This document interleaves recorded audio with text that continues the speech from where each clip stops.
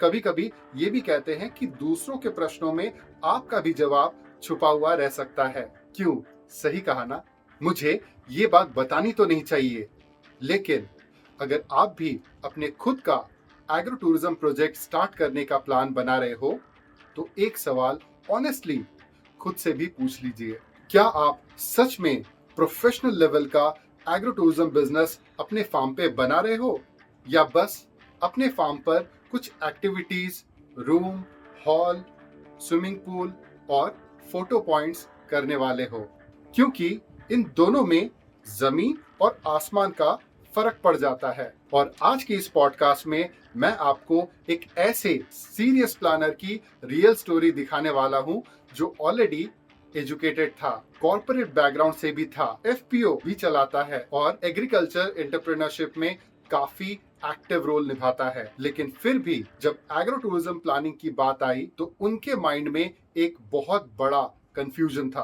Questions जैसे agro tourism में starting point क्या होना चाहिए, बजट पहले कहाँ लगाना चाहिए, कौन से सेटअप पहले बनाना चाहिए और कौन सी चीज बाद में करनी चाहिए, और कौन सी चीज शुरुआत में कर दी तो फ्यूचर में लाइबिलिटी बन सकती है। और सबसे इंटरेस्टिंग बात तो ये है, अगर उन्होंने एक प्रैक्टिकल डिसीजन बिना गाइडेंस के ले लिया होता तो उनके बजट का एक बड़ा हिस्सा गलत जगह ब्लॉक हो सकता था और शायद एग्रो टूरिज्म बिजनेस स्टार्ट होने से पहले ही उसका आरओआई प्रेशर में आ जाता। तो आज के इस वीडियो में वही हिडन मिस्टेक्स रिवील होगा। तो आज के पॉडकास्ट में इनसे मिलिए। ये हैं प्रफुल्ल गोस्वामी जी। तो आज के इस पॉडकास्ट में आप प्रफुल्ल गोस्वामी जी का रियल एक्सपीरियंस सुनेंगे। उन्होंने हमसे ओपनली शेयर किया है कि कंसल्टेशन लेने से पहले उनके माइंड में भी डाउट था, स्पेशली वर्चुअल कंसल्टेशन को लेके। उनका भी सवाल था, बिना उनके साइट में विजिट किए मैं बीइंग एज अ कंसल्टेंट कैसे प्रैक्टिकल गाइडेंस दे सकता हूं उन्हें। उनके मन में एक बहुत बड़ा डाउट था। लेकिन जब इनपुट्स लिए गए, फार्म सिचुएशन समझा गया, बिजनेस इंटेंशन को भी डिकोड किया गया और इसके बाद स्टेप बाय स्टेप एक्शन का डायरेक्शन भी उनको दिया गया, तो उन्होंने उस गाइडेंस को क्रॉस चेक किया और उनके वर्ड्स में उन्हें पॉइंट टू पॉइंट क्लैरिटी भी मिली। तो इस पॉडकास्ट को सिर्फ एक आप टेस्टिमोनियल की तरह मत देखिए, इसको एज अ केस स्टडी आप मान के चलिए। कभी कभी दूसरों के चीजों से भी आप बहुत कुछ सीख सकते हैं, तो इसको एक मिरर की तरह देखिए। अगर आप भी एग्रो टूरिज्म स्टार्ट करना चाहते हो, लेकिन आपके माइंड में ये क्वेश्चन चल रहा है कि मेरे फार्म के लिए बेस्ट एग्रो टूरिज्म का मॉडल क्या है, मुझे पहले क्या बनाना चाहिए, मुझे कितना बजट रखना चाहिए, मैं कॉस्टली मिस्टेक्स कैसे अवॉइड करूं, और क्या मेरे आइडियाज प्रैक्टिकली प्रॉफिटेबल बन सकते हैं, तो शायद आपको भी रैंडम आइडिया से ज्यादा एक प्रोफेशनल डायरेक्शन की बहुत ज्यादा जरूरत पड़ेगी। अब ध्यान से सुनिए, क्योंकि आज के इस कॉन्वर्सेशन में आपको पता चलेगा कि एग्रो टूरिज्म में फेलियर अक्सर पैसे ना होने से नहीं होता है, फेलियर अक्सर होता है गलत डिसीजन पहले लेने से। क्यों? सुन के चौंक गए ना? So let's begin. जितना हम एक्सपोजर ले रहे थे मार्केट का कि एक साथ सब चीज़ें एक ही बकेट में हम करना चाह रहे थे, और कन्फ्यूजन ये था कि जितने भी लोग थे हमारे साथ में सबके आइडियाज इसके टर्ड लाइक कि कुछ कोई कह रहा था कि ऐसे हम यहाँ से, कोई स्टार्टिंग एंड पॉइंट नहीं था हमारा। अगर मैं एक लाइन में बोलूँ तो हमें ये नहीं पता था कि हमें शुरुआत कहाँ से करनी है और कहाँ जिस प्लेस पर हम हैं इस समय की जहाँ पे हमारा ये एरिया है उसके लिए बेस्ट सुटेबल मॉडल क्या होगा। तो बेसिकली हम लोग ऑलरेडी एक एफपीओ चला रहे थे, एंड ये एक था कि जो अर्बन कल्चर में हम लोग ऑलरेडी 8-9 ईयर्स हम लोगों ने स्पेंड किए, तो हम चाह रहे थे कि जो एग्रीकल्चर है उसको भी जो कॉर्पोरेट लोग हैं या जो मेट्रो सिटी के लोग हैं वो एक्सपीरियंस करें। तो एक विलेज में एक्सपीरियंस सेंटर बनाने का एक था एम हमारा, जिससे कि लोग देखें कि जो फार्मर्स हैं उसकी डे टू डे एक्टिविटी क्या होती है और उसको एक्सपीरियंस करें। तो इस गैप को फिल करने के लिए हम लोगों ने इनिशिएटिव लिया। अगर आपके पास राइट मेंटोर नहीं है तो मुझे लगता है कि फेल होने के चांस आपके 90% है। ये बिजनेस जितना इजी लग रहा है ये इतना इजी होता नहीं है। ये दिखने में लगता है कि हमारा इसमें बहुत ज़्यादा इन्वॉल्वेशन नहीं होगा तब भी ये चलेगा, या इसमें कुछ ऐसा 5 स्टार होटल नहीं बनाना है, बहुत सिंपल चीज़ें तो करनी है। ये चीज़ें सिंपल लगती हैं, बट जब हम करने पे आ रहे हैं तो हमें पता है कि हर एक चीज़ के पीछे एक थिंकिंग है कि ऐसा करना है क्यों? और वो आपको क्लैरिटी इतने कम टाइम में नहीं होएगी। जिसके पास 10 से 15 साल का एक्सपीरियंस होगा, जिसने 300-400 एग्री टूरिज़्म की साइट्स देखी हुई हैं, जो केवल उसी पूल में रह रहा है, जो पूरे दिन उसी बारे में बात कर रहा है। आप उसके नॉलेज से हेल्प लेकर आप अपने सेटअप तो उसके अकॉर्डिंग कर लेंगे, बट आप सोचें कि आप सब कुछ खुद ही कर लेंगे, तो ये मुझे लग रहा है कि इतना ईज़ी सबके लिए नहीं है। हम लोगों ने जैसे जो भी हमारा अभी तक का डोमेन स्किल है एग्री का, हम लोग ये सोच रहे थे कि हम लोग जो भी स्टार्ट करेंगे, तो वो हम लोग अच्छे से उसको कर ले जाएँगे। बट जब हम स्टार्ट करने के ऊपर आते हैं, तो उसमें जो बहुत ही जो कुछ डॉट होते हैं, जो कनेक्ट करके ही पूरी चीज़ें होती हैं, तो वो डॉट हम लोग कनेक्ट नहीं कर पा रहे थे। लाइक कि जैसे entry point, exit point, service area, guest area कहाँ पे रहेगा, पाथवे कहाँ पे रहेंगे, लोगों को पता कैसे चलेगा, स्टार्ट कहाँ से करना है। तो हर एक चीज़ का जब डिस्कशन होता था, तो बड़ा कन्फ्यूजन क्रिएट होता था। ऐसा लगता था देखने में दूर से ईज़ी रहता है, कि हम लोग इसको कर लेंगे, गाँव का एक एक्सपीरियंस हम देंगे। तो बेसिकली वो एग्री टूरिज़्म ना होकर हिस्टोरिक टूरिज़्म हो जाता है कि हम लाइक 20 इयर्स पहले क्या होता था हमारे यहाँ, वो हम दिखा रहे हैं। बट आपके साथ मिलके हमें ये क्लैरिटी आई कि जो एग्री टूरिज़्म है, उसमें भी हम कैसे एडवेंचर्स वाली एक्टिविटी कर सकते हैं और क्या चीज़ हमें पहले डालनी है। हम लोग यहाँ आपको वो एक्सक्लूसिव जानकारी देते हैं जो इंटरनेट पे आपको कोई भी नहीं दे सकता, और इसीलिए हमारे इस YouTube चैनल को अभी तुरंत अभी के अभी आप जरूर सब्सक्राइब करें और इसके साथ साथ बेल वाला आइकन भी प्रेस करें, ताकि ऐसे ही अच्छी जानकारियां आप तक सबसे पहले पहुंचती रहे। अब बढ़ते हैं आगे। तो चलिए अब मैं आपको बताता हूं कि जो हमारे पेइंग मेंबर्स हैं उनको ऐसा क्या मिल रहा है जो नॉन पेइंग मेंबर्स को नहीं मिल पाएगा। बिना इसके आपका इस इंडस्ट्री में एंटर करना या इस इंडस्ट्री में टिके रहना या फिर इस इंडस्ट्री को डोमिनेट करना, ये तीनों मुश्किल हो जाती हैं। तो देर किस बात की, आज ही हमारे इस मेंबरशिप को तुरंत ज्वाइन कीजिए। इसके अलग अलग लेवल्स है, इनमें से देखिए कि कौन सा आपको ज्यादा सूट करता है और जो लेवल आपको ज्यादा समझ में आए, जिसका कि डिटेल अभी आपको स्क्रीन में दिख रहा है, उसको आप चूज करें और हमारे साथ मेंबर बनके अभी इसी वक्त एक्सेस पाएं।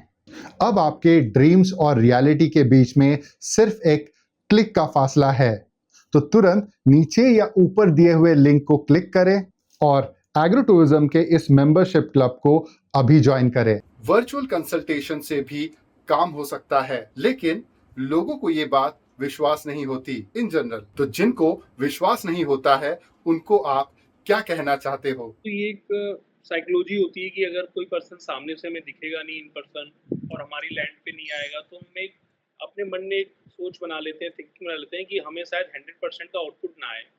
ये मेरे भी दिमाग में 20-30% था पहले, मैं सच बताऊँ, कि अगर मेरे यहाँ पे कोई आ नहीं रहा है, उसको मेरी लोकेशन नहीं पता है कि मैं कितनी दूर बैठा हूँ और जो लोकेशन मैं डेवलप कर रहा हूँ, वो लोकेशन कहाँ पे है। बट जब मैंने स्टार्ट किया, जब मुझसे जिस तरीके से इनपुट लिए गए, मेरे एरिया के आसपास के बारे में सब इनपुट लिए गए, जो मुझे फील्ड का एक्सपीरियंस दिलाया गया, जो मुझे प्रैक्टिकल नॉलेज दिया गया, जिन चीज़ों पे मैं बात कर रहा हूँ और आपने जो आंसर किया, उसको जब मैंने कहीं और से शुरुआत में क्रॉस चेक किया, तो वो 100% करेक्ट निकले। तो ट्रस्ट इसी तरीके से चलेगा कि हमें पहले स्टार्ट करना पड़ेगा, उसको हमें रियलिस्टिक मानना पड़ेगा और ट्रस्ट करना पड़ेगा। आप हमसे यानी किसान बिजनेस क्लिनिक से एग्रो टूरिज्म का प्रोफेशनल लेवल का गाइडेंस नहीं लेते तो क्या होता? अब मुझे लग रहा है 5 से 6 डिसीजन में रॉन्ग लेता। पहले सबसे पहले तो मैं मल्टी यूटिलिटी हॉल बनाता हूँ, क्योंकि एक सेट ऑफ आइडिया रहता है कि अगर आपके यहाँ पे कोई स्पेस खाली है तो पहले तो जल्दी उसको फिलअप कर दो, और अगर आपने एक डिसीजन ले लिया कि आपके फार्म पे एक मल्टी यूटिलिटी हॉल होना है, तो आपने उसको लाइबिलिटी बना दिया। तो पहला तो सबसे रॉन्ग डिसीजन मैं ये लेता कि मैं हॉल बनाता पहले। इमीडिएट हॉल बनाने से क्या नुकसान हो सकता था आपको? नुकसान ये होता है, एक तो वो स्पेस हमारा जो है वो कंज्यूम करता, और साथ में हॉल जो बनाते उसमें एक हेवी इन्वेस्टमेंट चला जाता, जो बजट था हमारा उसमें से। तो हमारे पास वहाँ पे एक्टिविटी और एक्सपीरियंस सेंटर का कोई ऑप्शन ना होता, क्योंकि हॉल अगर हम बना रहे हैं तो हमसे अच्छे हॉल किसी और मैरिज हॉल बनते हैं, बट हम तो मैरिज हॉल बना नहीं रहे, हम तो एग्रो टूरिज्म कर रहे हैं। तो बेसिकली पहली गलती तो हमसे ये हो जाती है। तो देखिए, एग्रो टूरिज्म बाहर से सिंपल लगता है, फार्म है, थोड़ी एक्टिविटीज ऐड कर दो, कुछ रूम्स बना दो, एक हॉल भी बना दो, स्विमिंग पूल भी बना दो, फैमिली क्राउड आ जाएगा और बिजनेस आपका चल पड़ेगा। लेकिन रियलिटी में एग्रो टूरिज्म सिर्फ सेटअप का गेम नहीं है, ये गेम है एक राइट मॉडल के सिलेक्शन का, राइट फेजिंग का, right phase by phase steps का, राइट विजिटर्स के फ्लो का, राइट बजट एलोकेशन का, राइट कस्टमर एक्सपीरियंस का, और सबसे important right decision making sequence का। अगर आप गलत चीजें सबसे पहले बना देते हो तो ये एसेट नहीं, लायबिलिटी बन सकती है आपके लिए। और ये मैं अपने पिछले 11 साल के एग्रो टूरिज्म के एक्सपीरियंस के साथ कह सकता हूं एज अ कंसल्टेंट। मैं सोच रहा था कम से कम हम 200 प्लस लोगों को बुलाएं, बट मैं ये भूल गया कि इतने लोग जब आएंगे तो हाइजीन मेंटेन करने के लिए टॉयलेट्स, स्टे रूम एंड जो सेटेड एरिया है वो कहाँ पे कितना हो, क्योंकि मुझे लोगों को जल्दी बुलाने की ये था कि जितने लोगों का फुटफॉल बढ़ेगा उतना मेरा जो स्पेस है उसके बारे में लोग जानेंगे। बट उसके पीछे मैं ये भूल गया कि उतने ही मुझे टॉयलेट्स चाहिए होंगे उसी नंबर्स के अकॉर्डिंग, उतने ही सेटेड एरिया चाहिए होगा, उतने ही लोगों की हॉस्पिटलिटी मुझे स्टाफ चाहिए होगा। अगर आप क्राउड कैपेसिटी गलत एज्यूम करते हो तो toilet, hygiene, staff, food, parking, guest experience सब कोलैप्स हो सकता है। और अगर आप दूसरों का देख के कॉपी पेस्ट मॉडल फॉलो करते हो तो आपका फार्म एग्रो टूरिज्म सेंटर नहीं, सिर्फ एक कंफ्यूज्ड पिकनिक स्पॉट बन के रह जाएगा। और यही रीजन है कि सीरियस बिगिनर्स को सिर्फ आइडियाज नहीं चाहिए, उन्हें चाहिए क्या करना है, क्या नहीं करना है, किस फेज में करना है, कितना बजट लगाना है, और प्रूफ ऑफ द कॉन्सेप्ट कैसे अचीव करना है। पहले मैं ये चीज़ नहीं सोच रहा था कि मैं स्कूल्स के बैच को भी रूट कर सकता हूँ अपने यहाँ पे। फिर मैं ये नहीं सोच पा रहा था कि जो कॉर्पोरेट कंपनीज हैं टायर 2 सिटी में, उनके भी मीटिंग्स यहाँ प्लान हो सकते हैं। तो ये एक मल्टी डायरेक्शनल चीज़ निकल के आई वहाँ पे कि हम लोग उस जो एग्री टूरिज्म की सेटअप है उसको हम लोग एक एग्री मॉल की तरीके से भी डेवलप कर सकते हैं कि हमने कुछ प्रोसेसिंग यूनिट लगा दी। हम उसको बच्चों के लिए एक्सपीरियंस सेंटर भी कर सकते हैं, हम उसको एक इनोवेशन हब कर सकते हैं, हम उसको एक एग्रीकल्चर एंटरप्रेन्योरशिप प्रोग्राम लॉन्च कर सकते हैं। तो अब वो सेटअप हर एक चीज़ को लॉन्चिंग पैड बन जाएगा। वो जस्ट एक एग्री टूरिज्म ना होकर वो एक लॉन्च पैड हो जाएगा जिसमें हम agriculture incubation program, agriculture startup program, villages या टायर 2 सिटी के बच्चों को स्टार्टअप कल्चर समझ में आए, क्योंकि जो स्टार्टअप या कॉर्पोरेट के बजिंग वर्ड हैं ये केवल लगता है कि दिल्ली, नोएडा, मुंबई, कलकत्ता ऐसे सिटी में ही डेवलप है। बट ये ऐसा सेटअप हो सकता है जो रिपोर्ट्स के साथ मुझे अलाइन होकर पता चला कि स्टार्टअप कल्चर की शुरुआत भी हम गांव से कर सकते हैं और बच्चों को ये दिखा सकते हैं या जो लोग काम करना चाह रहे हैं एंटरप्रेन्योरशिप की, कैसे आप भी इस टायर 2 सिटी में रहकर अपने कंट्री की इकोनॉमी में हेल्प कर सकते हैं। हमारे एग्रो टूरिज्म कंसल्टेशन के रिपोर्ट से आपको कैसे फायदा हुआ? हमने सोचा था कि हम लोग जब डेमो प्लॉट बनाएंगे तो हम ड्रैगन फ्रूट्स के फार्म भी शुरुआत में ही डाल देंगे क्योंकि हमारा उसमें एक्सपर्टीज है। पर रिपोर्ट से हमें बताया कि आप कोई भी ऐसी फार्मिंग मत करो जिसमें लेबर कॉस्ट, स्पेस और आपका मेंटेनेंस जाए, उस पर ज़्यादा जाए। तो dragon fruits farm second phase में आ गए। ऐसे ही हो गया कि हमने सोचा था कि जब हम लॉन बना देंगे तो हम नॉर्मल टेंट लगा के शादी भी पहले फेज में कर देंगे। बट रिपोर्ट्स ने हमें बताया कि आप शादी आपको करनी है आप करो, बट थर्ड स्टेज में, थर्ड फेज में करना आप। पहले कितने गेस्ट हमें कैटर करने हैं, रिपोर्ट ने हमें ये बताया कि आप इतनी ही रिपोर्ट्स को लेके चलिए। आप सभी गेस्ट को एंटरटेन एक साथ मत कीजिए, आप स्टेप बाय स्टेप चलिए। उसके बाद रिपोर्ट्स ने हमें ये भी बताया कि आपको जो पहले जो प्रूफ ऑफ कॉन्सेप्ट बनाना है उसमें हमें ये भी पता चला कि एक वीक में हमें किस कैपेसिटी के साथ वर्क करना है। ऐसा नहीं है कि आपके पास एक वीक है तो आप ट्राई करो कि अगर सेवन इन अ वीक में अगर 7 डे इन अ वीक आपका नहीं फील हुआ तो आपको डीमोटिवेट नहीं होना है कि हमारा हो नहीं रहा है। एकदम से आपको स्केल नहीं करना है, आपको स्टेप बाय स्टेप चलना है, क्योंकि ये ह्यूमन साइकोलॉजी होती है कि हमने बहुत इमोशन से कोई चीज़ बनाई है, अगर उसमें डेली फुटफॉल ना है तो हमें लगता है कि हमारा प्रोजेक्ट फेल हो गया। इस रिपोर्ट ने हमें ये बताया है कि आप 1 साल तक लीनियर वे में काम करोगे, आप सब डू डोंट समझोगे, उसके बाद चीज़ें स्केल होंगी। मैं अपने एग्री टूरिज्म के प्लॉट पे एक पक्का स्ट्रक्चर बनाना चाहता था जो ईंट सीमेंट से बनता, बट आपकी हेल्प से मुझे आपने सजेशन दिया कि हम लोग इसको प्लग इन प्ले वाला करेंगे। जो 10 से 15 दिन में रेडी हो जाए और जिसमें लेबर का इंटरवेंशन कम रहे, हमारी डिपेंडेंसी लेबर की ना रहे। और जब मैंने प्रैक्टिकल देखा कि जब इस सीज़न में जो इस समय हम आप बात कर रहे हैं, तो गेहूँ की कटाई हो रही है नॉर्थ इंडिया में, हर जगह हो रही है। तो लेबर का क्रंच आ गया। तो जो आपका सजेशन था कि हम लोग जो एक रूम डेवलप बनाना चाह रहे हैं, उसको हम लोग या तो ऐसी चीज़ों से बनाएँ जो प्लग इन प्ले हो, कि जो 10-15 दिन में हम पैड आएँ, उसको हम लोग इंस्टॉल करें और रूम रेडी हो जाए।